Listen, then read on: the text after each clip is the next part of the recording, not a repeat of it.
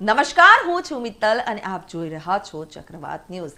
નજર કરીએ સમાચારો પર ત્યારે પ્રમોશન, પ્રોબેશન અને ખોટી ફરિયાદો સહિતના મુદ્દે છેલ્લા 8 દિવસથી આરટીઓના ટેકનિકલ ઓફિસરો આંદોલન કરી રહ્યા છે અને જેથી જ 30 જેટલા ટેકનિકલ ઓફિસરો કામગીરીથી અળગા રહ્યા હતા, જેના કારણે કામગીરી પર મોટી અસર પડવા પામી હતી, જેમાં 500 જેટલા અરજદારોને ધક્કો ખાવાનો વારો આવ્યો હોય। આરટીઓ કર્મચારીઓની હડતાલના કારણે ડ્રાઇવિંગ ટેસ્ટ બંધ રહેતા 500 જેટલા અરજદારોએ ધક્કો ખાવો પડ્યો હતો। મહત્વના સમાચાર સામે આવ્યા છે મોરબીથી। મોરબીમાં બસને અકસ્માત નડ્યો હતો।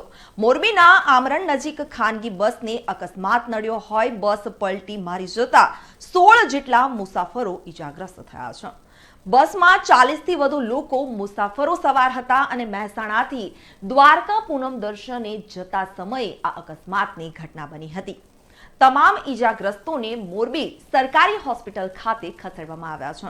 અકસ્માત સર્જાયા બાદ બસનો ડ્રાઈવર નાસી છૂટ્યો હતો, ત્યારે અન્ય મુસાફરોને બીજા વાહન મારફતે રવાના કરવામાં આવ્યા હતા।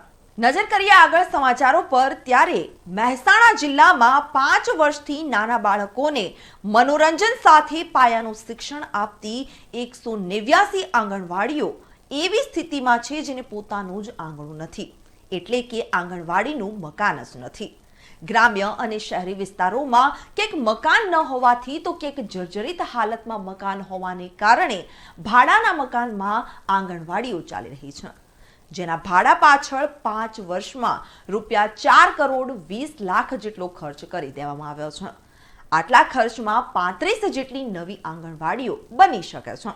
અયોધ્યા રામ જન્મભૂમિના મુખ્ય પૂંજારી આચાર્ય સત્યેન્દ્ર દાસજીનું આજે લખનૌની SGPGI હોસ્પિટલમાં નિધન થયું છે। સવારે 8 વાગ્યે તેમને અંતિમ શ્વાસ લીધા હતા।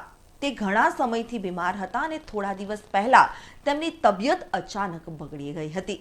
ત્યારબાદ તેમને લખનૌના SGPGIમાં દાખલ કરવામાં આવ્યા હતા। ડોક્ટરોના મતે તેમને સ્ટ્રોકનો હુમલો આવ્યો હતો અને ત્યારબાદ તેમની હાલત ગંભીર રહી હતી। સમાચારોમાં આગળ વાત કરીએ તો ઊંઝા પંથકમાં ચોરોનો તરખાટ જોવા મળ્યો હતો। ઊંઝા તાલુકાના ટુંડાવ ગામે ગણપતિ મંદિરની સામે આવેલા બંધ મકાનમાં તસ્કરો ત્રાટક્યા હતા।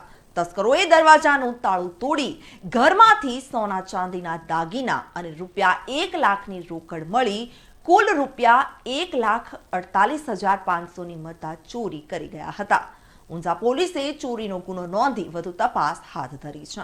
ભારત અને ઇંગ્લેન્ડ વચ્ચે આજે ODI સિરીઝ રમાવા જઈ રહી છે, જેની ત્રીજી મેચ આજે અમદાવાદના નરેન્દ્ર મોદી સ્ટેડિયમમાં રમાશે।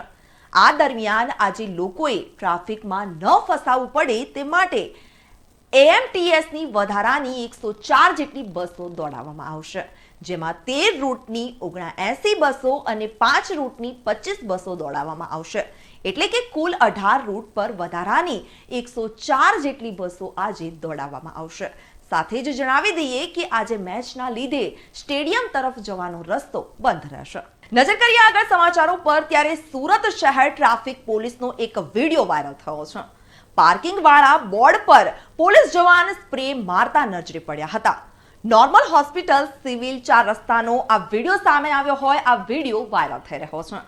ટ્રાફિક ક્રેન ઇન્ચાર્જ દ્વારા કોના કહેવાથી પાર્કિંગ વાળી જગ્યા નો પાર્કિંગ કરવામાં આવી? એક બાજુ ક્રેનમાં ગાડીઓ ઉચકી રહ્યા અને બીજી બાજુ પોલીસ જવાન સ્પ્રે મારતા નજરે પડ્યા હતા, ત્યારે આ વિડીયો હાલ વાયરલ થઈ રહ્યો છે। હાલ મહેસાણામાં એક વિડીયો વાયરલ થયો છે। મહેસાણાની રામોસણા પગાર કેન્દ્ર શાળાના બાળકોને કામ કરાવતો હોવાનો આ વિડીયો વાયરલ થયો છે। શાળાના બાળકો કચરો લઈ બહાર નાખવા જતા જોવા મળ્યા હતા। જિલ્લા પ્રાથમિક શિક્ષણ અધિકારીના આ મામલે નિવેદન સામે આવ્યું છે। જિલ્લા પ્રાથમિક શિક્ષણ અધિકારી શરદ પટેલનું નિવેદન સામે આવ્યું છે। વાયરલ થયેલા આ વિડીયો મીડિયાના માધ્યમથી મને ધ્યાને આવ્યો છે, તેમણે પોતાના નિવેદનમાં કહ્યું હતું, ત્યારે શાળાના જવાબદાર આચાર્યને નોટિસ આપીશું તેવું પણ શિક્ષણ અધિકારી દ્વારા કહેવામાં આવ્યું હતું। શાળામાં બાળકો પાસે કામ કરાવવું એ યોગ્ય નથી, ત્યારે શાળાના આચાર્ય પાસેથી આ મામલે ખુલાસા પણ મંગાવ્યા છે અને શાળામાં વિદ્યાર્થીઓની સંખ્યા મુજબ ગ્રાન્ટ ફાળવવામાં આવે છે। આવું જિલ્લા પ્રાથમિક શિક્ષણ અધિકારી દ્વારા પોતાના નિવેદનમાં જણાવવામાં આવ્યું હતું. આપના માધ્યમથી એની મને જાણકારી મળી છે અને જે વિડીયો વાયરલ થયો છે એ બાબતે પગાર કેન્દ્ર શાળાના આચાર્યને નો ખુલાસો માગવામાં આવશે, એમને નોટિસ પણ આપવામાં આવશે અને નિયમાનુસાર કાર્યવાહી કરવામાં આવશે. સાહેબ, શાળાઓમાં સફાઈ માટે ખાસ કરીને કોઈ ગ્રાન્ટ મળવાય છે? હા, અમે વિદ્યાર્થીઓની સંખ્યાના આધારે સરકાર દ્વારા ગ્રાન્ટ આપવામાં આવે છે. કેટલી ગ્રાન્ટ હોય છે? કેટલા નાણાં ફાળવવામાં અંદાજિત 1 મહિનાની અંદર જેવી સંખ્યા એના પ્રમાણે 1800 રૂપિયા ફાળવવામાં આવતા હોય છે. આ નાણાં ફાળવવામાં આવે છે તેમ છતાં આ પ્રકારે વિદ્યાર્થીઓ પાસે શાળામાંથી કચરું બહાર ફેંકવા મોકલવામાં આવે છે. તેવો વિડીયો સ્પષ્ટપણે જોઈ શકાય છે. અવારનવાર મોકલવામાં આવે છે.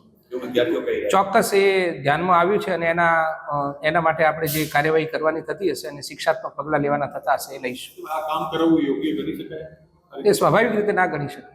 મહત્વના સમાચાર સામે આવી રહ્યા છે. મહત્વના સમાચાર અમદાવાદથી સામે આવ્યા છે. અમદાવાદ ક્રાઇમ બ્રાન્ચનું એક મોટું ઓપરેશન જોવા મળ્યું હતું. અમદાવાદમાંથી 15 જેટલા બાંગ્લાદેશીની ધરપકડ કરાઈ છે. ખોટા પુરાવાના આધારે અમદાવાદમાં તેઓ રહેતા હતા, ત્યારે હાલ તેની ધરપકડ કરી લેવામાં આવી છે. બાંગ્લાદેશીઓની ડિપોર્ટની કામગીરી હાથ ધરવામાં આવી છે. ધરપકડ કરાયેલામાં મહિલાઓ પણ સામેલ છે.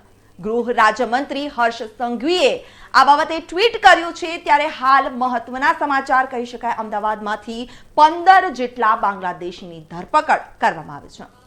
ભરૂચ જિલ્લામાં જંબુસર તાલુકાના ઉચ્છલ ગામ નજીક આવેલી એક ટાઈમ ટેકનો કંપનીમાં મોડી રાત્રે ભીષણ આગ લાગી જવાની ઘટના સામે આવી હતી. રાત્રે 4 વાગ્યાના અરસામાં પ્લાસ્ટિકના ડ્રમ બનાવતી આ કંપનીમાં અચાનક જ આગ લાગી જવા પામી હતી. અચાનક જ લાગેલી આગે થોડી જ વારમાં વિકરાળ સ્વરૂપ ધારણ કર્યું હતું, જેને ફાયર વિભાગની 12 જેટલી ગાડીઓ 9 કલાકની જહેમત બાદ માંડ કાબૂમાં લીધી હતી. સદનસીબે ભીષણ અકસ્માતમાં કોઈ જાનહાનિ થઈ નથી. ત્યારે આગથી થયેલા નુકસાનનો અંદાજ હજુ લગાવી શકાયો નથી. મહેસાણાના રાધનપુર રોડ ઉપર થોડા દિવસ પહેલા રાપરથી વડોદરા જઈ રહેલી બસ ઉપર પથ્થરમારો કરવામાં આવ્યો હતો. આ પથ્થરમારાની ઘટનામાં શાળા બનેવીને પોલીસે ઓળખી કાઢ્યા છે. તે પૈકી શાળાની B ડિવિઝન પોલીસે ધરપકડ કરી છે અને બંને જણા દિણોજના તબેલા ઉપર કામ કરતા હતા. ત્યારે બંનેને ઝડપી પાડી પોલીસે તેની શાન ઠેકાણે લાવવા શહેરમાં તેનો વરઘોડો કાઢ્યો હતો. તો સમાચારોમાં અત્યારે બસ આટલું જ. વધુ સમાચાર માટે જોતા રહો ચક્રવાત ન્યૂઝ.